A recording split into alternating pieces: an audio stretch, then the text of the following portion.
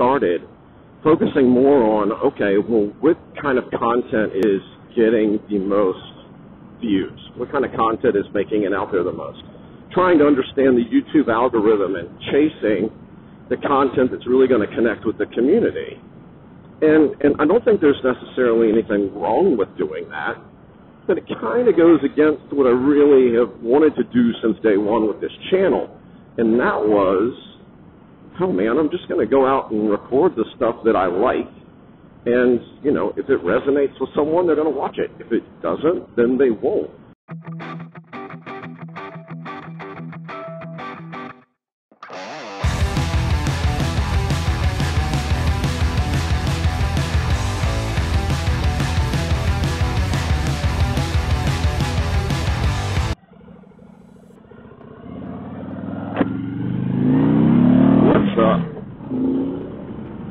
Moto here. Welcome back to the channel.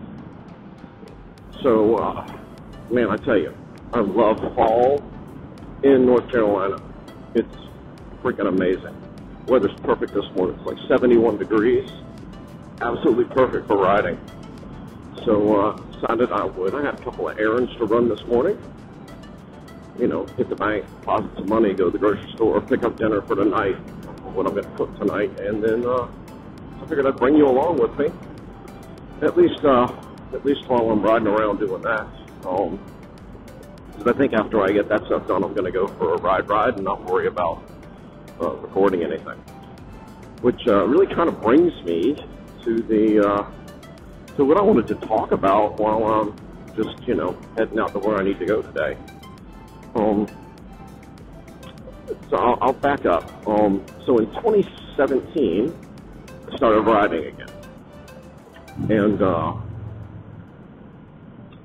you know, needless to say, when I started back up, it was well, to say an obsession or passion is really understatement. So you know, but when I started riding again, I had an Iron 883. That was the bike that I started back with. And a couple of guys on YouTube that I found that owned very similar bikes to me, and I liked, you know, their content and such. One of them being Blockhead. I think I've mentioned before, 90% of the content I watch on YouTube is motorcycle related. By far, it's motorcycle related. So, but yeah, I really dug that whole, you know, just talking about your stream of consciousness while you're out riding, and it's kind of first person and like bringing you along for the ride, basically.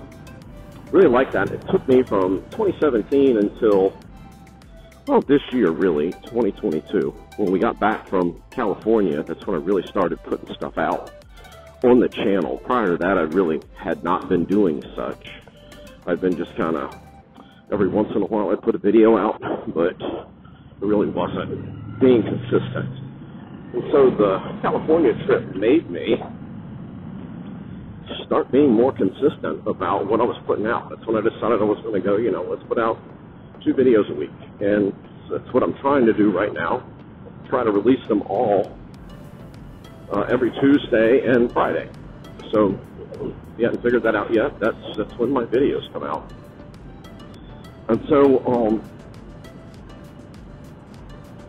recently, as I've been, you know, putting out content, I find myself, what's up guys? I find myself thinking about the channel. And when I say that, my background is in business and economics, so I'm big into statistics and analytics and looking at different information and using that information to make the best decisions and all that kind of crap. That's kind of what I do for a living during my, you know, I'll call it my day job.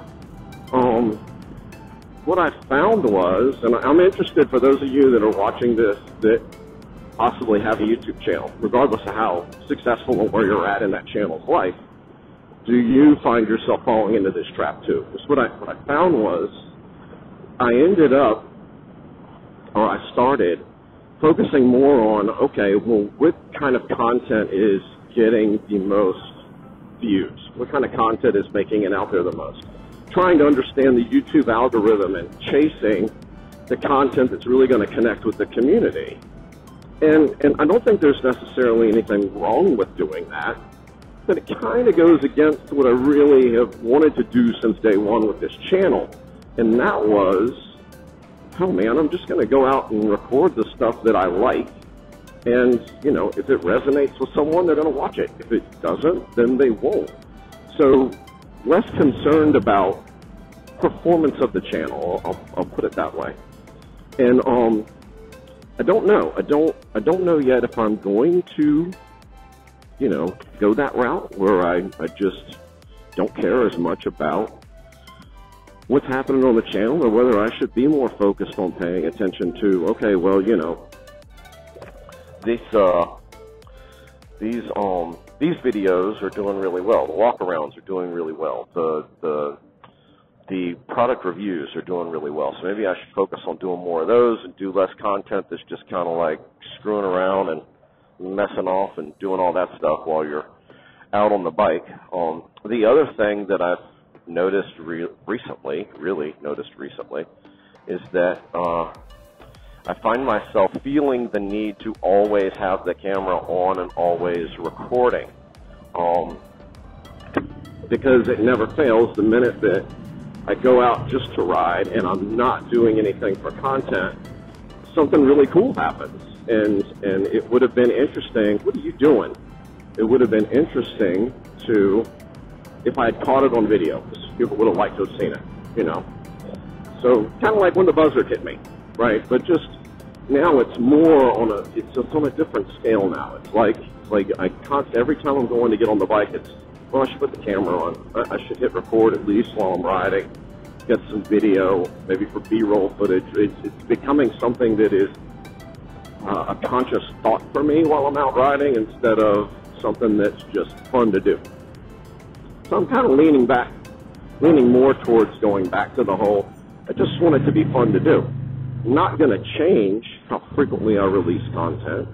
I'm not going to change the kind of content that I'm putting out. I'm just not going to use the reaction to the content to make the decision of what I'm going to do in a given release, if that makes any sense. I'm probably just rambling, and I doubt that anyone is going to end up watching this video. So if you did end up watching it, either drop a like or, you know, comment down below. Let me know what your thoughts are. Also, while we're talking about it, subscribe to the channel. If you like what I'm doing and you want to see more of it, subscribe to the channel, click the notification bell. I appreciate every single one of the subscribers I have. I can't believe how fast I have grown. I mean, really, I started producing content about the middle of July. It's when I really started putting stuff out. And when I did that, I was at 5 subscribers. I'm up to, I don't know, 66, 67 right now, which is really, I mean, it's kind of cool. Like I said, I've done some background research on YouTube and the algorithm and how channels grow, etc. And the reality is, it takes a little while for channels to grow. It's not going to happen overnight. Very few of us end up landing on one of those just completely viral videos that blows up with 2 million hits on YouTube and ends up generating, you know, 20,000 subscribers off one hit. So, yeah, the dude on a scooter. So yeah, that's kind of what I'm thinking this morning as I'm out cruising around in this freaking wonderful weather. To my point, I wasn't recording yesterday. I took the camera with me, but never turned to record, and you know, I enjoyed the day, because it was like having a day off and not have to think about, all right, well, how am I going to make content for today, or how am I going to get some B-roll footage or whatever. But we met David yesterday, and we ended up riding back up towards my side of town to go to, there was a barber shop up here, Sambuca Barber Company, well, they were having their 4-year anniversary party since they've been open. And, you know, so what's up, dude? So we, you know, we rode up here for that because, like, John Moto from Moto Made Distilleries and Foundation Moto, Adam from Foundation Moto and his partners were there. repping the OTR. So it ended up being a bunch of classic bikes and some really cool cars. Think like a hot rod show more than just, you know, a classic car show, which was, it ended up being a really cool turnout and a really cool, you know, got to see some really cool stuff yesterday, but didn't video any of it. Did meet some people, and I mean, that happens every time you meet people, you end up, you know, talking about the kind of stuff you do. It always kind of astounds me when I'm out and about, especially if me and David or me and Juan are out and about, or the three of us are out and about, and we end up at a place with a bunch of other bikers.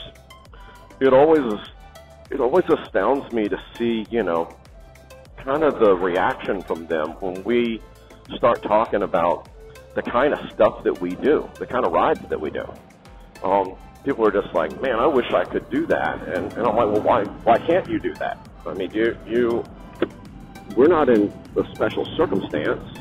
None of us are. We make a conscious decision to, okay, well, I'm going to use a couple of weeks of my vacation, and I'm going to go ride out here and then ride back.